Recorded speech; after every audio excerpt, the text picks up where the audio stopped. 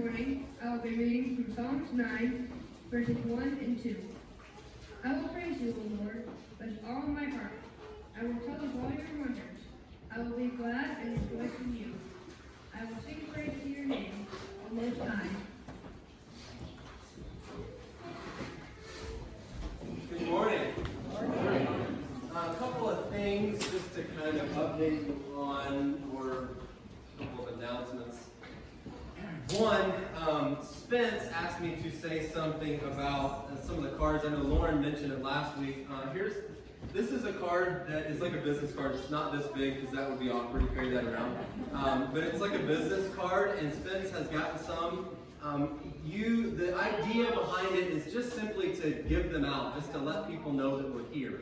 You know, you're going to be doing a lot of shopping over the next month or so.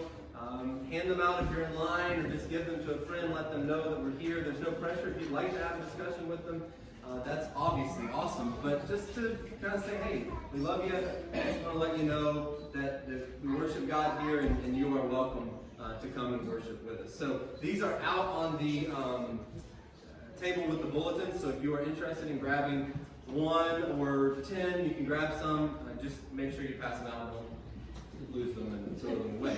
Make sure you use them. So Spence wanted me to make sure I mention that. The other thing is, if you have not signed up for Right Now Media, please do that. See Jeremy. I know some of you have said that you have not gotten an email. If you still have not gotten an email and you turned in our address or your email address to us, let Jeremy know, or let me know, and I can let him know.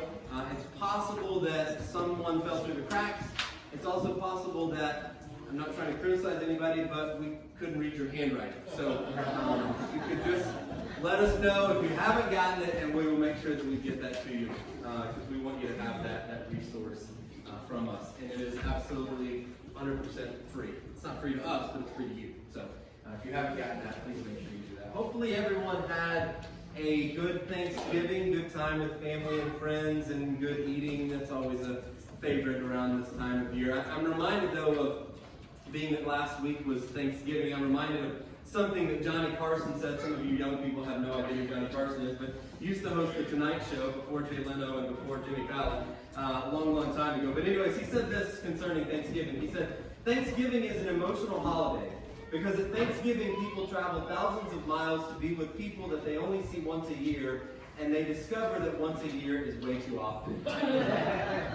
Hopefully that was not the case for you this Thanksgiving holiday. We are in the midst of a series we've been in for the last couple of weeks called Thanks a Lot, in which we've been talking about how do we cultivate a spirit of Thanksgiving. And when I say Thanksgiving, I'm not just talking about the holiday, I'm talking about a spirit, I'm talking about an attitude. Because true Thanksgiving is not just something that we give one day out of the year, but it's something that we do every year. Every part of the year and every season of our lives ought to be about thanks and giving thanks ultimately to God. Thanks a lot, we've been talking about in this series. And today we're going to wrap things up. I wasn't sure how long into December I would go. I wanted to get into December, so I'm getting one day into December. And then next week we'll pick back up with a series as we go into the Christmas holidays. But I wanted to wrap things up in our series this morning. And so far in our series, we've talked about a couple of different things. Week 1, we talked about how are we full of it? How do we get full of it? And by it, I mean Thanksgiving. How do we get full of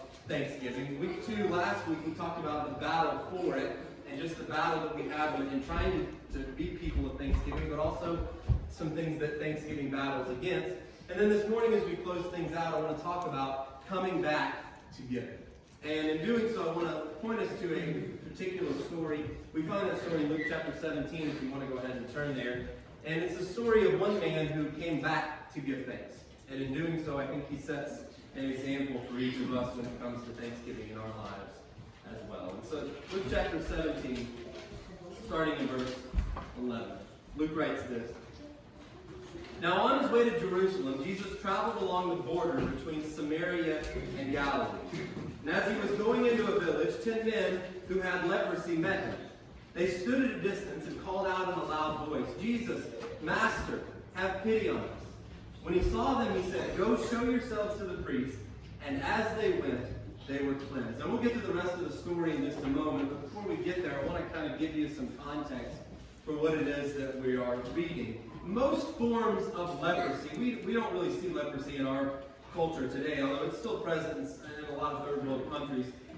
But most forms of leprosy basically are caused by a slow-growing bacteria. I'm not going to give you like a full-on science lesson or doctoral lesson, but they're caused by a slow-growing bacteria in a person's body that affects your nerves and then affects certain parts of your body, namely your hands and your fingers and your face, and so the tissue and skin on your face. And it's not a pretty sight. If you Google leprosy and you look at some pictures, it's pretty gruesome to look at. But as bad as it is to look at, lepers don't really feel a whole lot. And that's part of the problem, because their nerve endings are kind of shot.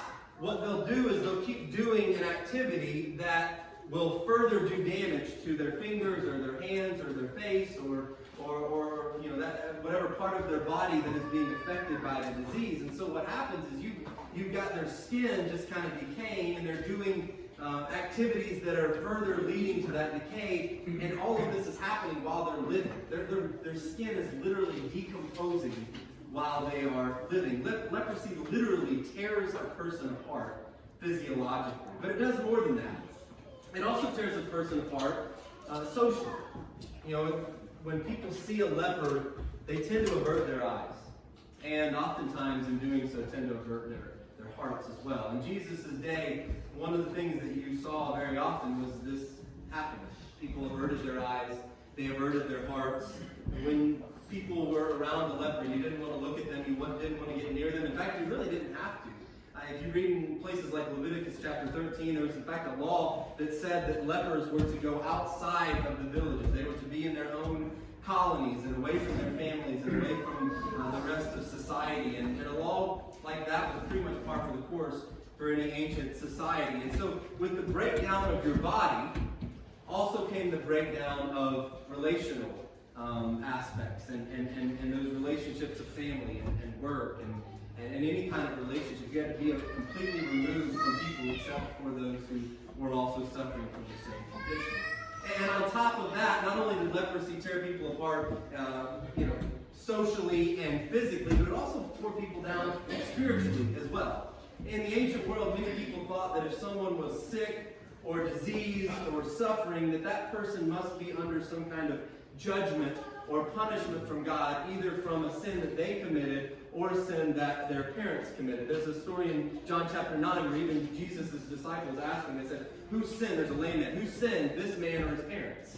That was the thought, that if you were suffering from some kind of disease, that you must be under some judgment or punishment from God. And so if you had leprosy, that was just an assumption, that you had done something wrong, you had sinned in some way, bad enough that God was now punishing you. And so a leper, think about this, put this in context. A leper wasn't just dealing with the physiological damage that was being done to their body, but they were also dealing with the social ramifications as well, being separated from family and friends, from work. And on top of that, they were being fed this belief that God was judging them. God was punishing them for this disease in some way. And leprosy tore down its victims in so many ways. And so you think about when Jesus heals these lepers and other stories, this wasn't just a healing of the body. It goes so much deeper than that. He was literally making it possible for them to work again, for them to return to society again, for them to be whole again. It was a whole life change and healing in many ways for these people. There's another thing interesting, though, when you think about, and kind of is brought to light in this story, but leprosy did something else for these people, for these men and women who suffered from it. It united them. In the story, there's 10 men in the story, and as we'll learn, one of them is a Samaritan, the other 9 are presumably Jews, but Samaritans were outsiders. You may not read a whole bunch into that, but Samaritans were outsiders. They were the ancestral enemies of the Jews. They were the Hatfields to the McCoys. They were the Wolverines to the Spartans. They were the Buckeyes to the Wolverines. And that doesn't even do it justice, right? But yet they were united. As different as they were united. This Samaritan with a group of Jews is united because they're united in their story. They're united in their pain. They're united in their suffering. They're united in their condition. You think about in our lives, there's a certain element where similar struggles and similar things that we've been through tend to unite us in a very distinct way and transcend all of our differences. And in many ways, I don't want to spend too much time on this, but I think it's worth noting. In many ways, leprosy is kind of a metaphor for sin. And like all of these men, all of us have it as well. It does the same things that leprosy does to a person in the physical realm in a much deeper level, but also on the physical side as well. You think about it from physiologically. On the surface, there's an element where all of us are going to die at some point because we live in a fallen world and because we are sinners. The Bible says that the wages of sin is death, not just spiritually, but physically as well. And you and I will all die because we live in a fallen world. But also you think about the stresses and the consequences that our sin brings upon us. Or the stress of hiding our sin.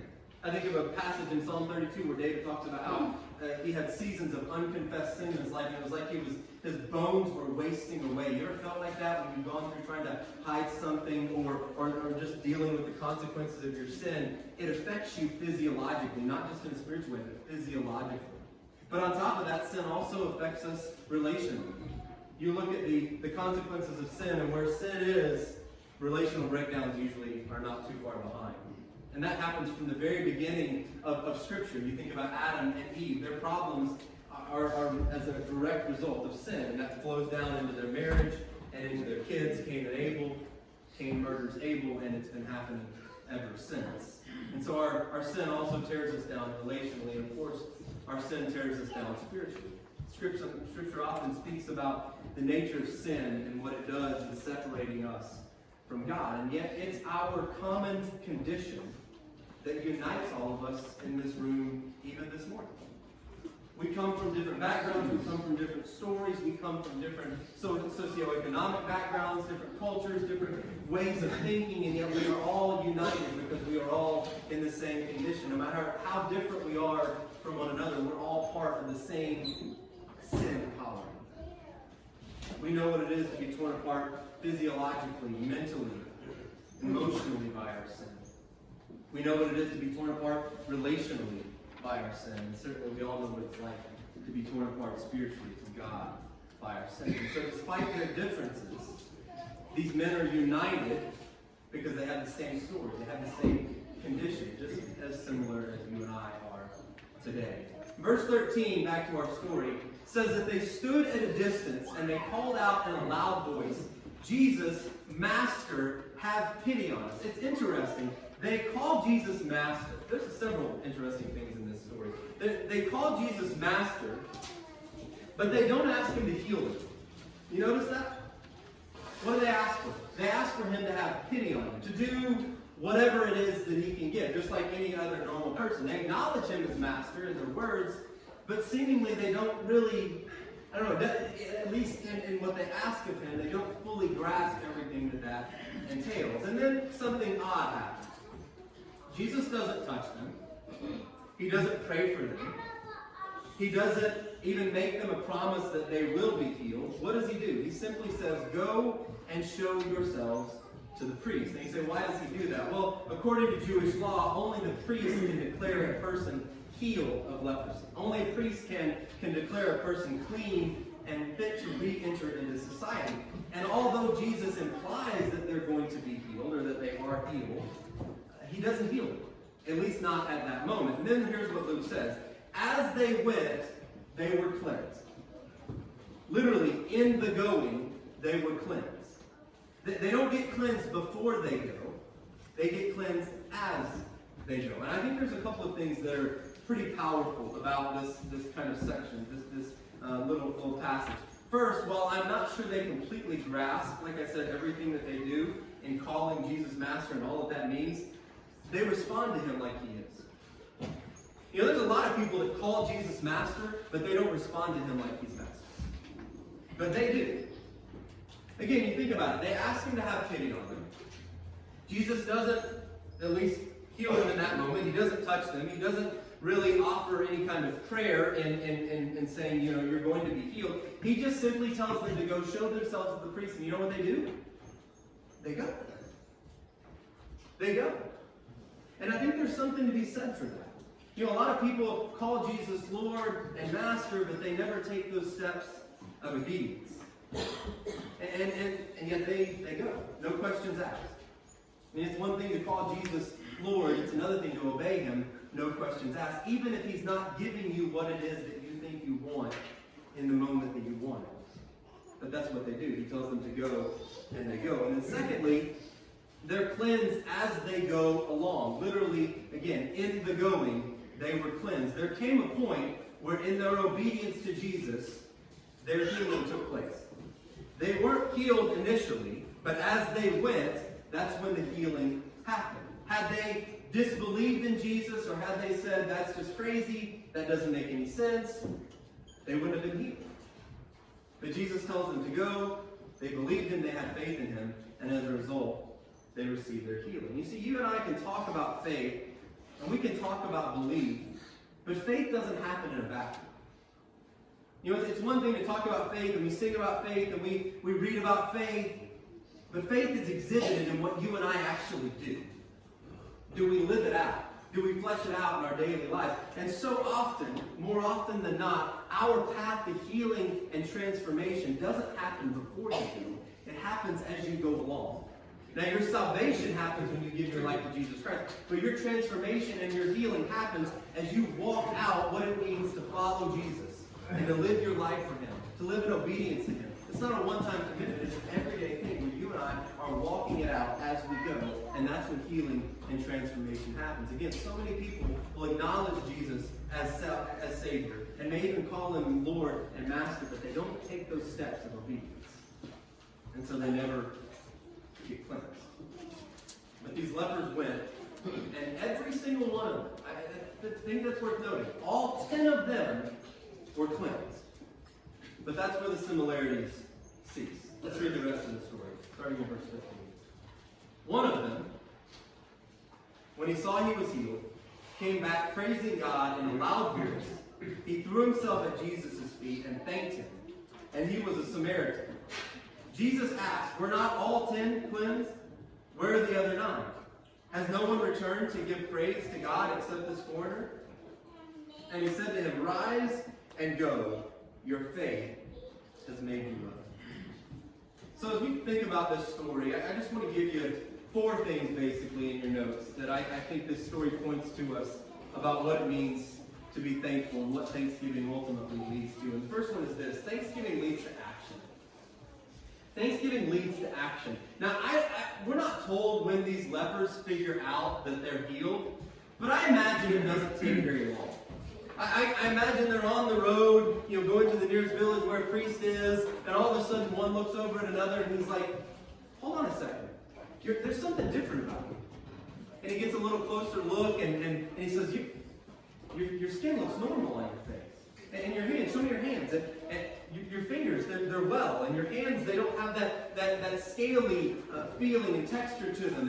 And then they start looking at each other and examining each other. Can you imagine the celebration that just breaks out as they're on their way and all of a sudden all of them are just looking at each other. They're comparing their fingers, their hands, and they're all healed. And they just start to celebrate. And probably some yelling and screaming and high fives. I'm guessing that's what guys do when we celebrate. We're fist pumping. They are pumped. And in the midst of the celebration, while all 10 are cleansed, only one of them stops to turn around and come back to give thanks. Just one.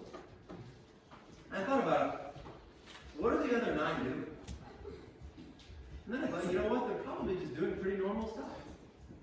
They're probably going back to their families, happy to be cleansed, going back to celebrate with those that they love. Just normal things, but for whatever reason, they don't come back to give thanks. This one does. And then it got me thinking, how often have I been blessed by God? Went off to celebrate the gift. Went off to enjoy the moment and the blessing, and yet never circled around to give thanks? How often have I just gone on my merry way, enjoying the blessings, and never stopped to turn around and say thank you? But not only does Thanksgiving lead to action, I think it also leads to worship. At least that's what we see here in the story. There are two things that stand out to me that I think are so cool in this. One, first Luke says, and I'll put the scripture back on the board. Luke says that he came back, this leper who came back to give thanks, he came back praising God in a loud voice. Now, on the surface, that may not mean a whole lot, but when you think about it, lepers were used to using their loud voices. And in fact, they were required by law that when a leper was around someone who was clean, who was not a leper, if they saw someone coming, they were required by law to shout out, unclean, unclean. As not only a law, but as a courtesy to let them know that I'm a leper, don't get near me. That's what this guy's been shouting for how much of his life? Years and years and years. And yet for the first time in probably many years, this man is no longer shouting about his disease. Now he's declaring the praises of God. I don't know about you, but I think that's pretty cool. For years and years and years, this is what he's been shouting with his loud voice, and now he's declaring the praises of God. When Jesus comes on the scene in somebody's life, he changes what you shout about. He changes what you shout out loud about. And this guy is shouting a new thing. He's declaring the praises of God, which leads to the second thing Luke does say this, that he says he throws himself at Jesus' feet. He throws himself at Jesus' feet and he thanks him. Now, I thought about this, and I think this is where most of us respectable churchgoers get a little bit uncomfortable. This type of emotion. We kind of, there's a reverence and an awe, and I'm not saying that that's not appropriate. But this kind of emotion, we say those, we don't get that excited unless we're going to like a football game, right? Basketball game, sporting event. But he throws himself at Jesus' feet. He shouts in a loud voice, and he throws himself at Jesus' feet. Do you notice that the degree of his appreciation matches the degree of his desperation? The degree of his appreciation for what Jesus has done matches his desperation for something to be done. In verse 13 it says the lepers are calling out to Jesus in a loud voice, asking Jesus to have pity on him. This one returns, he's praising God in a loud voice, and he throws himself at Jesus' feet. When's the last time that your passion for giving God thanks matched your passion for asking him for help? When's the last time that your excitement for coming back to give thanks to God matched the desperation for which you pray for him to help you when you need it? And then Luke notes the irony that this guy was a Samaritan. Jesus calls him a foreigner. He's an outsider. This was just salt on the wound for the Jews, similar to the story of the Good Samaritan. Like that they shouldn't be the examples of how we are to live. This Samaritan, no. Pick anybody else, not a Samaritan. He's the last person in the world that a Jew would think would be a positive example about anything, and yet this guy sets the example. The irony goes even deeper, too. The common phrase that we often use to describe the Israelites is the Jews. That term Jew comes from one of the tribes of Israel, which is the tribe of Judah. Do you know what the term Judah or the name Judah means? Praise. How ironic that this Samaritan is a better example for giving praise and thanks than the people who are made for it.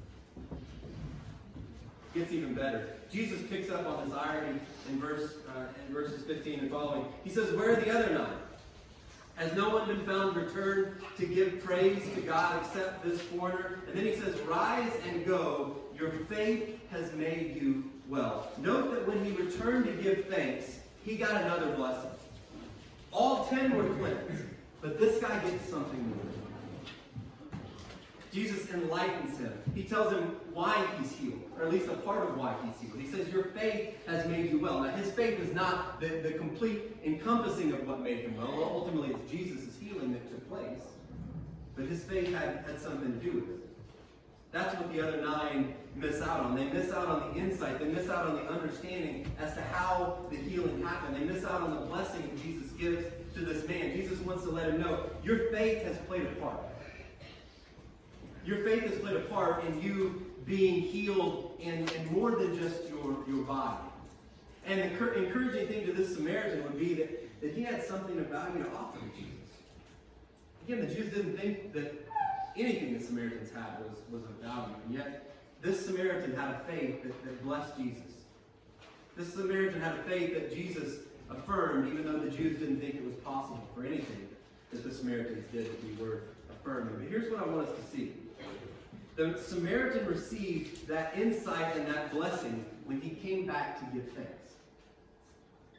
Giving thanks opened the door for Jesus to give more to him, to offer him another blessing. Sometimes God doesn't give you anything more than what you have until you learn to be thankful for what you already have.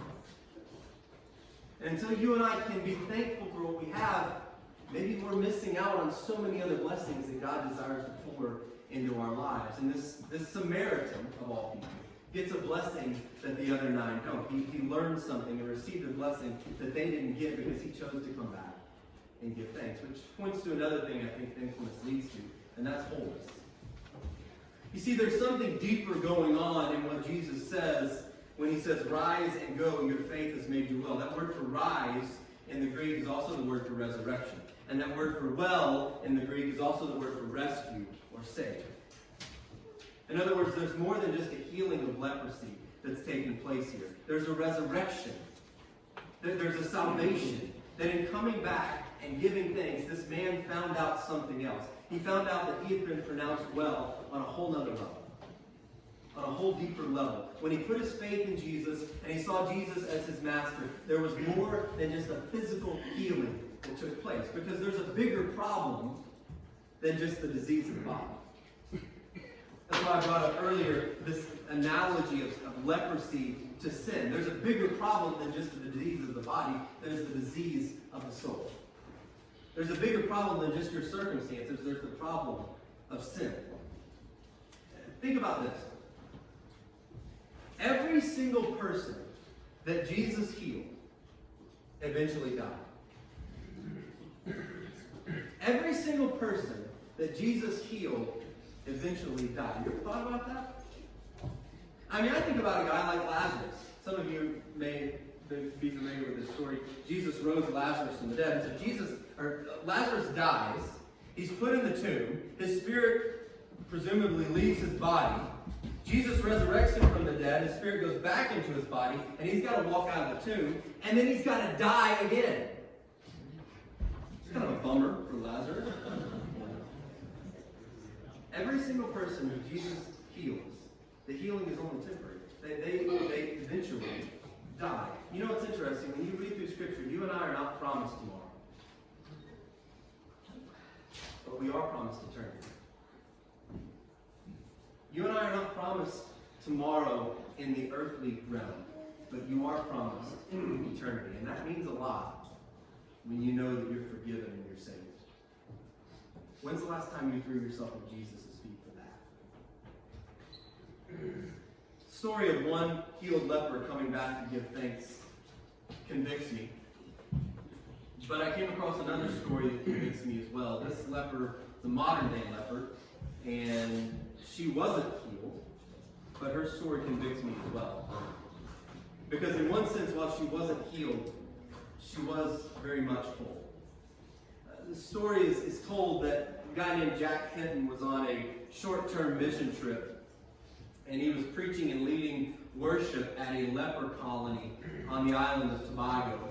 And there was time for one more song, and so he came to the end of the service and he asked anyone in the service if there was any requests that they had for a song they wanted to sing. And there was this woman that was worshiping there that raised her fingerless hand in the air. Remember I told you leprosy affects the fingers and the hands, and she had been affected by leprosy so much that she had lost all the fingers on her hand.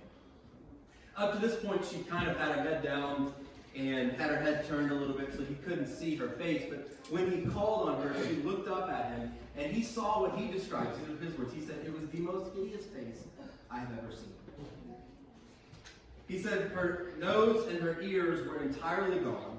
Most of her lips had rotted away. But with her fingerless hand in the air, she asked very gently, "Can we sing Count Your Blessings?" Hinton said, "Of course." But as they began to sing, he couldn't even make it through the song. In fact, he wound up leaving the service because he was so overcome with emotion. A fellow team member followed him outside, and he said, "Jack, are you okay?" He said, "I bet you'll never be able to sing that song again." And Jack Hinton said, I will, but I'll never sing it the same way."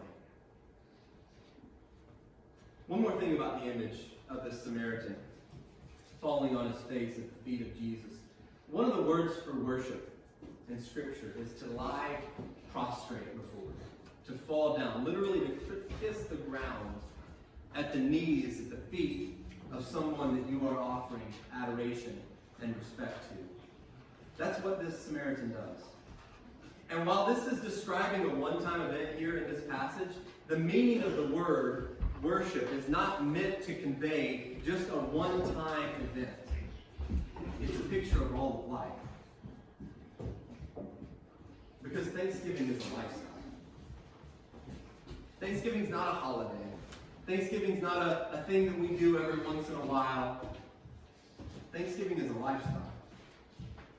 One of my favorite passages is in Romans chapter 12, verse 1. The Apostle Paul writes, "Therefore I urge you, brothers and sisters, in view of God's mercy, to offer your bodies as living sacrifices, holy and pleasing to God.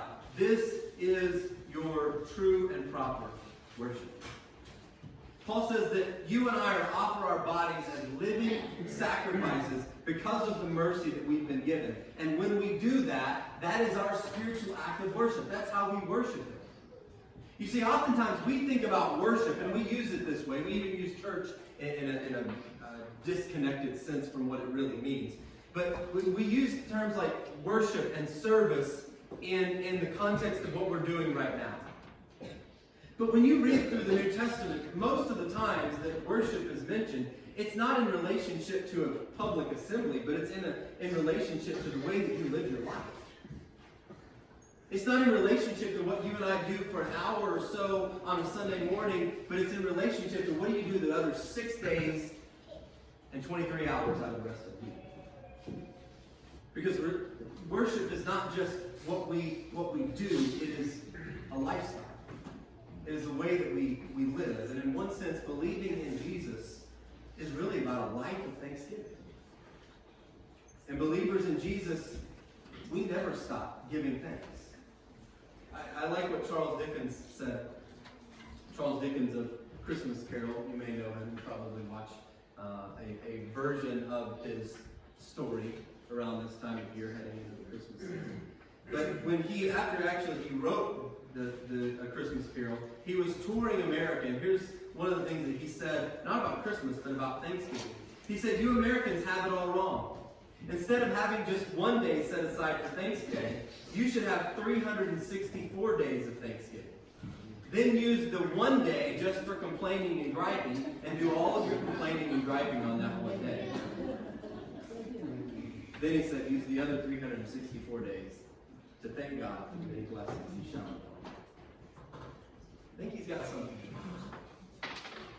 And as believers, one way of looking at our entire lives is that we never stop giving thanks. Giving thanks just presents itself in different ways throughout our lives. You see, sometimes my thanks looks like sacrifice. Sometimes my thanks looks like trust. Sometimes my thanks looks like obedience. Sometimes my thanks looks like giving Him my praise and my worship. All of those things are forms of giving thanks. And so that's what we do.